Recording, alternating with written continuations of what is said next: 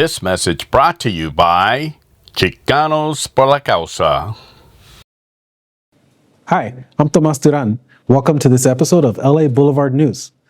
We also want to thank Chicanos por la Causa for their continued support of programs like this that allows us to capture our own stories in our own words. I'm here today and I'm very pleased to be joined by Juan Perea. We're going to talk to Juan about a little about his experiences, how he grew up, and what he's learned along the way.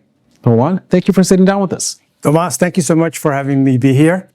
Glad to be here. Yeah, I'm very excited. Juan and I have met and we've talked through an organization called Shelter Partnership. Juan recently joined the board, and that's where I got to know you and hear your story. And I thought it was a really good fit for the kind of programming we're doing here on LA Boulevard News. So Juan, tell me a little about yourself. Where did you grow up? Well, I was born in Paso, Texas, and then came to Los Angeles when I was 6 years old. And me, like other people, including my good friend sitting here, lived in Maravilla Projects when we first arrived. So we spent 18 months in Maravilla Projects and then moved over across the street to a rental property where we lived for another 4 to 5 years. And when was this? What year was this? That was 1957. Okay. 1957. And then my parents were able to put together $1,000. They were out selling the cans and bottles and getting the last couple pennies in there, and were able to buy a house over on Humphreys Avenue and Floral Drive, commonly known as Lopez Mata. So that's where I grew up. The time that we spent in the projects was very interesting. My friends and I played just like all the other kids did. But on Saturdays, we would get old things that people didn't want anymore, shoes and shirts and what have you, and go through the neighborhood selling them to get a little bit of money together. So that was a really good experience for us. So you've been an entrepreneur for a long time. Well, actually, I think that was probably the basis for my love of sales, my love of refurbishing and rehabbing things, which is what we do for a living. So you've been in LA since before some of the freeways and at around the time when a lot of them were being built, huh? Yeah, it's very interesting that you asked me that, because I tell my grandson the story of being on the Long Beach Freeway, which was probably 2 football fields away from where I grew up, and playing swords with the surveyor stakes, the ones that had the pink little ribbons and the yellow ribbons and what have you. Yeah. And of course, the next day, the surveyors must have come over and said, "Who in the heck moved these stakes," right? But it was very interesting, and I'm glad that we had that experience. So coming up in East LA, where did you go to school? Originally went to school, to Brooklyn Avenue School when I lived at the projects. And then when we moved, I went to Hamill Street Elementary School. Then went to Belvedere Junior High School. And finally completed my high school education at Garfield High School. Bulldog. Yeah, Bulldog, right? And right after that, I was fortunate enough to get a scholarship to go to USC. So I spent 4 years at USC. And I'm very lucky because there were good people that came before me that set that all up so that we could have that opportunity. Yeah. So what would you say is one of your chief lessons, the things that you remember growing up about East LA? Well, I have to get to my notes, because I, like you, spent 2 hours trying to think about that. So I think the most enduring lesson that I had from my childhood was to work hard, was to be kind to others, respect those that came before us, and then help those who follow me. This is a very important one for me, because I keep learning it and relearning it every day of my life, and that's to try, whenever possible, not to judge a book by its cover. You know, open the book, offer a handshake, offer a smile, a word of encouragement. And you'd be surprised at all the things that you can learn. Yeah, thank you. That's great. Happy to hear you went to SC. I'm also a Trojan. Yes, right on. Right on.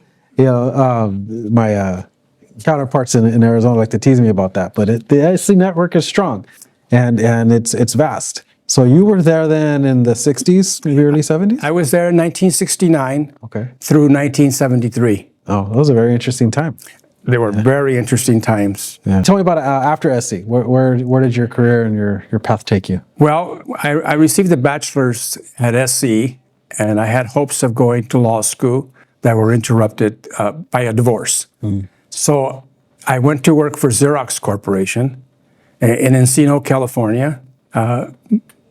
Great place to work, great place to learn the art of selling, the skill of selling, the skill of organization. But not a good place for me because I didn't feel comfortable in the corporate world. So one day a friend of mine says, "Hey Juan," he says, "if you can sell typewriters, you can sell real estate." And I said, "Well, wait a minute. First of all, IBM is typewriters. Xerox is copiers." He says, whatever, just come and sell real estate." And so I did. I went to a local office in East Los Angeles, got my real estate license, and within 6 months, I had made more money selling real estate than I made in a corporate job all year. So at that time, I met my now wife of 47 years, and she said, "Hey, why don't you get into real estate full time, and I'll take care of us." Nice. And which is what we did. And that's Martha? That's Martha, yes. All right. So I liked how you termed it the art of sales. So what would you say is one of your biggest lessons from that time in Xerox and then selling real estate? Well, the biggest lesson is that when you work in the corporate world, you have other people that control your future. You know, if you get lucky and you have somebody that mentors you, or if they perceive you to be the right fit for the corporation, you'll move along. In the real estate world and in most jobs where you're an entrepreneur, you make your decisions. Your decisions are reflected in whatever earnings you can make. And then, as I once told a friend of mine, I said, "You know what? When it's all said and done, who really cares if there's another Xerox machine in this world?" Where, when you're helping people buy homes, you're fulfilling dreams, and you're helping people achieve their American dream. And that's what real estate allowed us to do. And I think that comes back to the lessons you mentioned earlier about growing up in the neighborhoods and kind of how you took away from that experience, right? Giving back, creating opportunities for other people. Yes, my wife and I had a very definite idea of what our community needed in terms of the ability to buy real estate. Back in the old days, in the 70s, there was still redlining. There was still banks that did not understand how our community saved money, how they harnessed the power of other relatives to create down payments. Yeah, keeping cash in your mattress or other places around the house. Yes, as a matter of fact, we had to go to Home Savings and Loan, the Robinson Foundation, and explain to them the concept of mattress money. And they would always ask you, "Well, why do Mexicanos in those days," because I was mainly Southern California, "why do they keep their money like that?" I said, "Well, think about it. The countries that they come from, in this case Mexico, whenever there's a devaluation, they lose half their money. The rich people get a phone call. Nothing has changed, but the home ownership for the Mexicanos in the Hispanic community and other communities of color increased tremendously once people decided to, let's get into that business." And that's what we're very glad that we were able to do. So it sounds like you were able to parlay your experiences growing up, your cultural experiences, and apply that to what you learned at university to be successful in sales, both in the corporate sector and in real estate. Everything that you do in life comes together in one way or another, whether it be a positive event or whether it be a negative event. Everything is a building block. So when people say, "I can never do that. I can never achieve that. I don't have the tools for that. I don't have the brains. I don't have the education." There's a spot for each of us.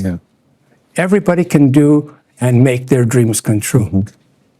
I can sit here and I could talk to you for hours. We have talked for hours, but we have a limited time here. So I want to jump ahead. Yes. So let's jump ahead to what are you doing now? Where has your career taken you to?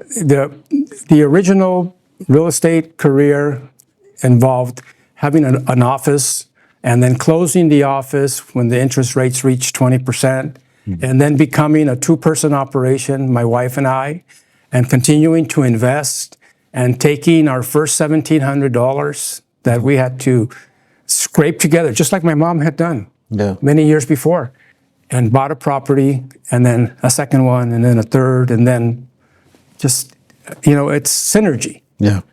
Somebody says, hey, do you want to buy a property? And you go like, well, how does it work? Well, you already know how it works because you've done many, but every deal is different. And you never have to be afraid to say, hey, where do I get the money?